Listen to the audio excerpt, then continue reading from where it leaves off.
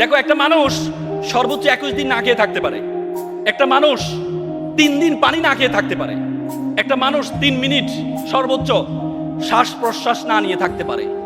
আমরা প্রতি মিনিটে 600 থেকে 700 বার শ্বাস প্রশ্বাস গ্রহণ করি এবং প্রতিদিন প্রায় 10 থেকে 12,000, প্রায় 30 থেকে 35,000 বার আমরা শ্বাস প্রশ্বাস গ্রহণ করি এবং আমরা যে অক্সিজেন গ্রহণ করি সেটা প্রায় 10 থেকে 12,000 প্রতিদিন।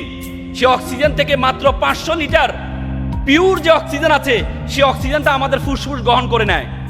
বিজ্ঞান বলে এই পিওর যে অক্সিজেনটা তুমি গ্রহণ করে নাও, এটাকে যদি সিলিন্ডারাইজ করা হয় তাহলে এটার মূল্য হবে 18 লক্ষ টাকা।